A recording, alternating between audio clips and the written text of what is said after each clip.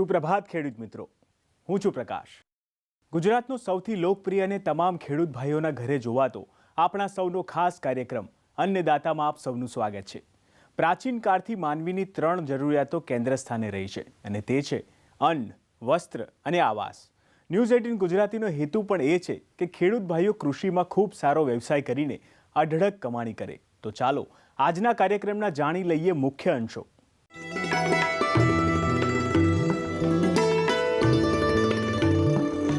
કચરાનો ખાતર તરીકે ઉપયોગ.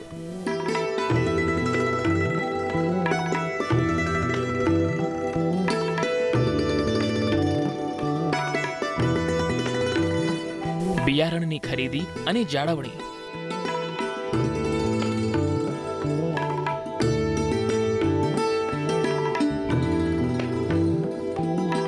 મારું નામ હર્ષલ ગાલા છે. અમારી વાડી ઉમરગામ તાલુકાના દહેરી ગામમાં આવેલી છે. અહીંયા હવે આ પ્લોટ છે એમાં માલ પૂરો થયો છે અને ચોમાસું માથા પર છે, એટલે અઠવાડિયાની અંદર વરસાદ આવી શકે છે. એટલે હવે મુખ્ય કામ જે ચાલુ છે એ પ્લોટ સાફ સફાઈનો.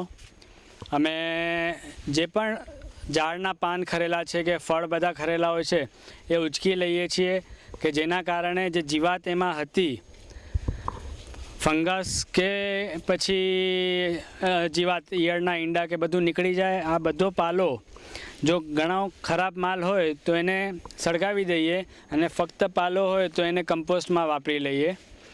આ સફાઈનો બીજો એક મુખ્ય ઉદ્દેશ કે ચોમાસું આપણે અહીંયા જે હેવી એટલે બહુ જરૂરી છે કે તમારો પ્લોટ સાફ હોય, નાલીઓ ખાસ કરીને. આ જો કચરો આમ જ છોડી દઈએ આપણે, ઘણા લોકો મલ્ચિંગ તરીકે છોડી દેતા હોય છે, પણ તકલીફ એવી થાય છે, એક તો એ સડે છે.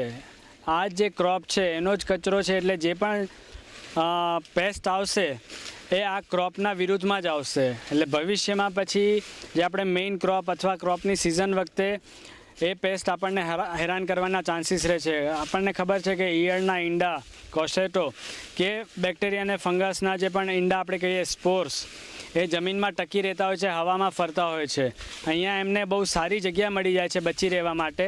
અને જ્યારે આપણો માલ ચાલુ હોય ત્યારે પછી જો એટેક થાય તો પેસ્ટિસાઇડનો ઘણો યુઝ કરવો પડે છે અને એમાં આપણું ઘણું જ નુકસાન થઈ જાય છે. માલ તો જાય છે, પેસ્ટિસાઇડનો યુઝ કરવો પડે છે અને એનો ખર્ચો થાય છે. હવે અહીંયા તમે જુઓ છો આ જે પાંદડા છે, પાંદડા સાફ હોય છે, એના પર કોઈ રોગ જેવા છે નહીં, ઉંમરના કારણે પડ્યા છે.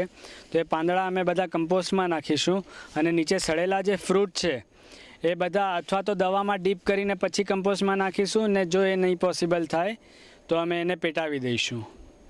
આપણે જે પણ પાંદડા પડતા હોય છે, દરેક ક્રોપના પાંદડા, ડાળીઓ, સૂકી ચીજો દર વર્ષે પડતા હોય છે, એનો અમે કમ્પોસ્ટ બનાવીએ છીએ. અમારી પાસે તબેલો છે ગાયોનો, તો ગાયોનું ગોબરની સ્લરી, ગૌમૂત્ર સાથેની અને પાંદડા, એ રીતે થર પર થર બનાવતા જઈએ છીએ.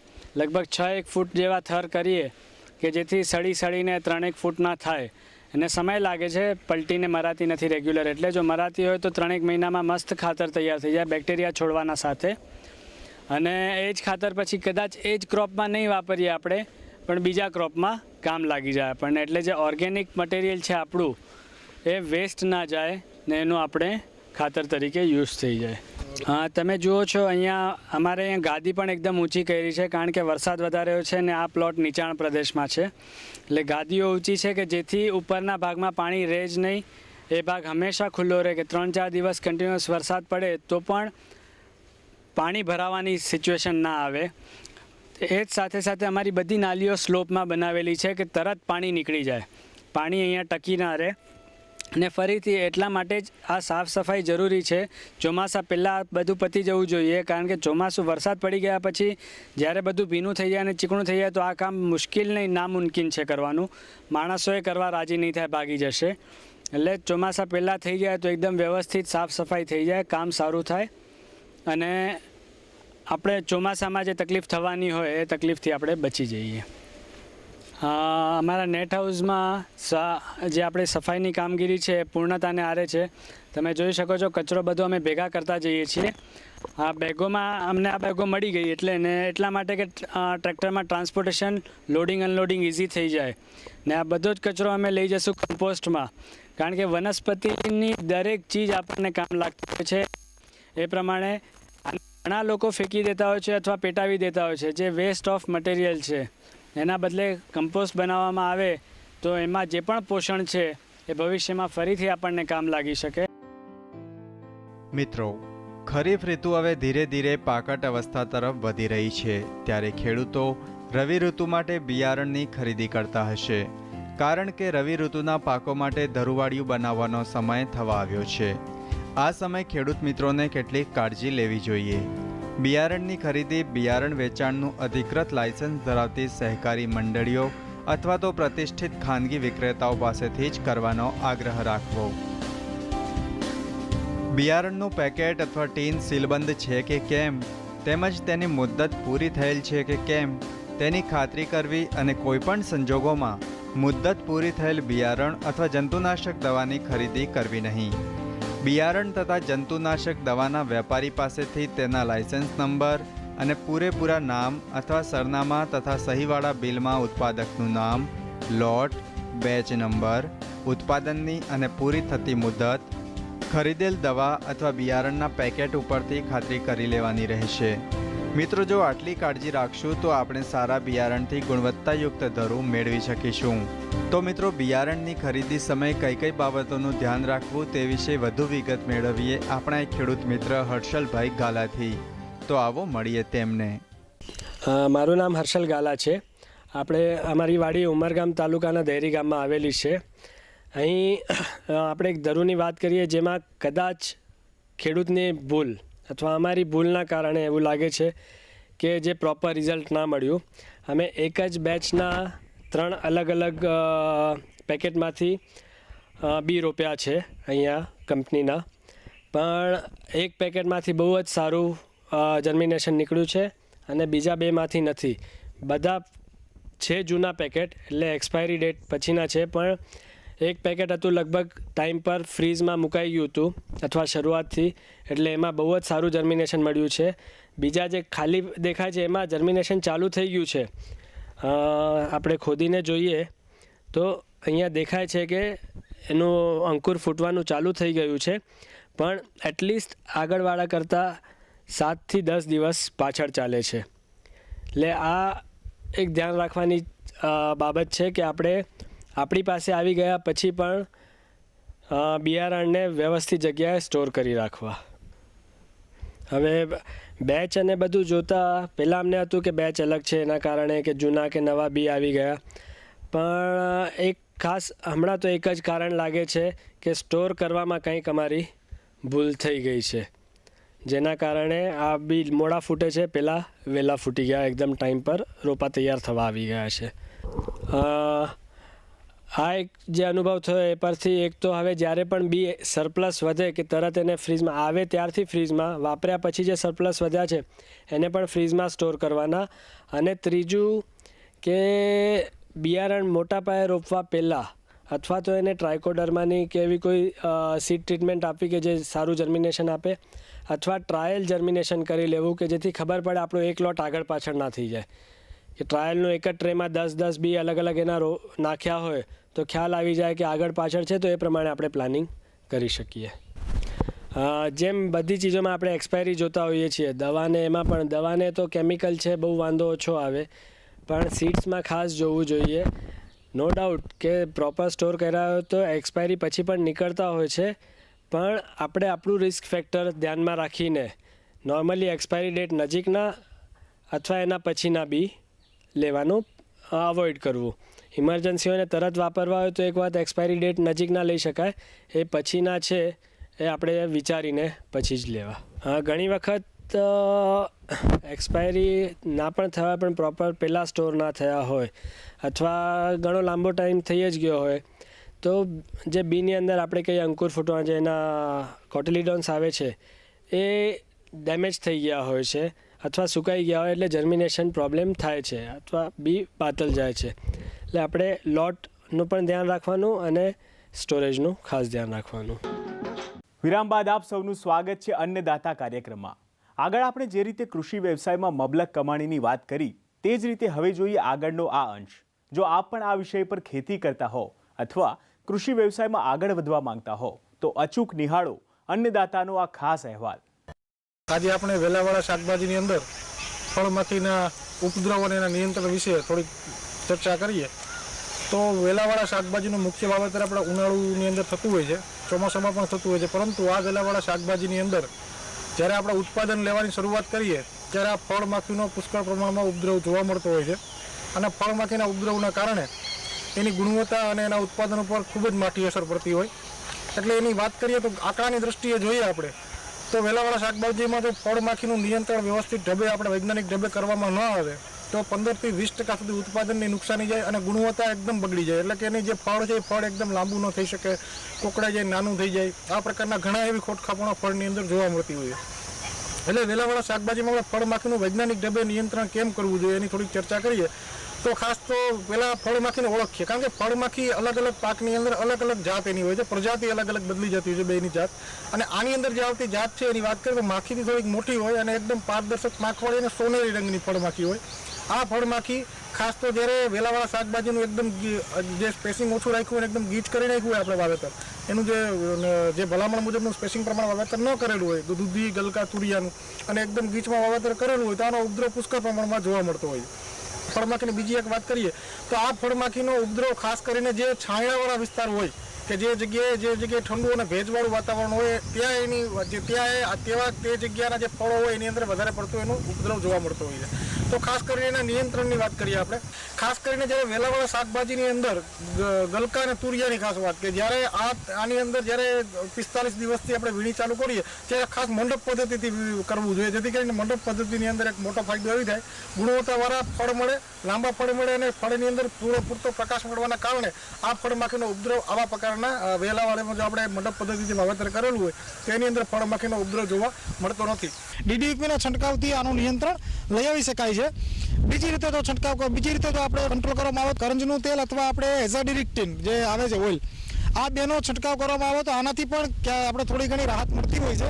આનાથી આપણે રિપેલેન્ટ અને આ એક રિપેલેન્ટ તરીકે કામ કરે છે અને ફળમાખીના બેસથી અટકાવે છે અને એના કારણે એનો જે નુકસાની આપણે ફ્રૂટમાં જોવા મળતી નથી. હવે બીજી આપણે વાત ત્યારે કાળા તુલસી એનું જે વાવેતર સેઢાપાડે કરી દીધેલું હોય તો કાળા તુલસીની અંદર પણ આ મિથાઇલ યુજેનલ હોવાના કારણે આ વેલાવાળા આની અંદર ફળમાખી આકર્ષાય છે અને આપણા ઊભા પાકની અંદર નુકસાની ઓછું કરતી હોય છે.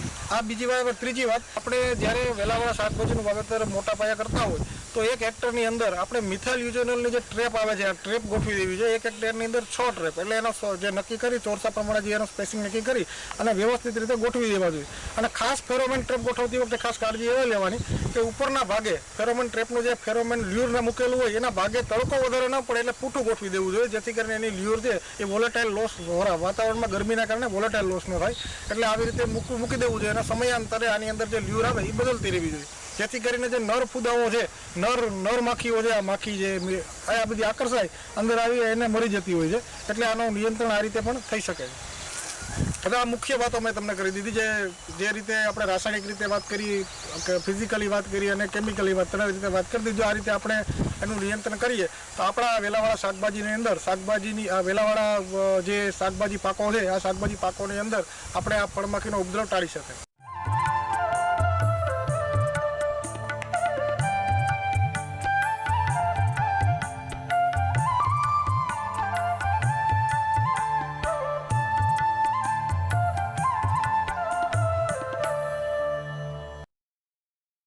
ખેડૂત મિત્રો, આજે આપણે મરચીના અગત્યના રોગ વિશે વાત કરવાની છે.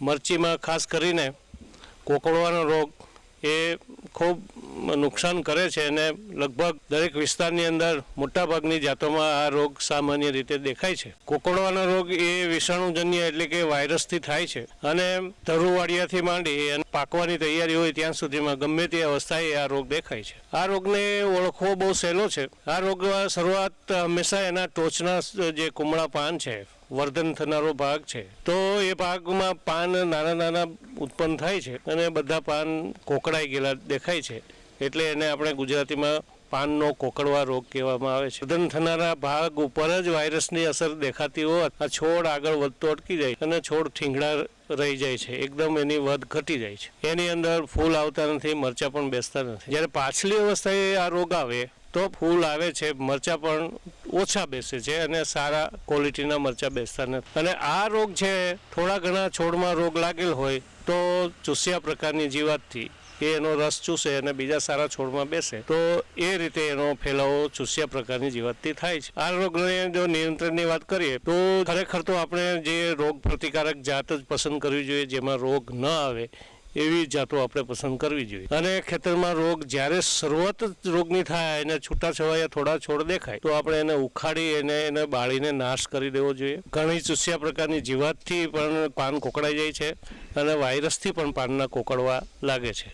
તો એ બંનેનો તફાવત આપણે જો જોવો હોય તો પહેલાં તો કોકડાઈ ગયેલા પાનની નીચે તમે જુઓ તો જીવાત ફરતી દેખાય તો માની લેવાનું કે આ જીવાતને લીધે રસ ચૂસવાથી પાન કોકડાઈ ગયા છે, એ વાયરસથી થયેલો રોગ નથી. પણ એ જીવાત દેખાય નહીં અને પછી તમે કોઈ શોષક પ્રકારની દવા છાંટો અને પાન સારા થઈ જાય તો પણ માની લેવાનું કે આ જીવાતને લીધે જ નુકસાન થયું છે. આ ઉપરાંત મરચાના પાકમાં આ રોગને ફેલાવવામાં જવાબદાર ગણાતી એવી સફેદ માખીની વસ્તીને નિયંત્રિત કરવા પીળા રંગની સ્ટીકી ટ્રેપ હેક્ટર દીઠ 5 થી 6 ની સંખ્યામાં લગાવવી તથા મરચાના પાકની ફરતે મકાઈ, જુવાર વગેરે જેવા ઘાસચારાના પાકો તથા પીળા કલરના ગલગોટાના ફૂલોનો ઉછેર પિંજર પાક તરીકે કરવો કે જેથી સફેદ માખીનો પ્રકોપ ઓછો જોવા મળે.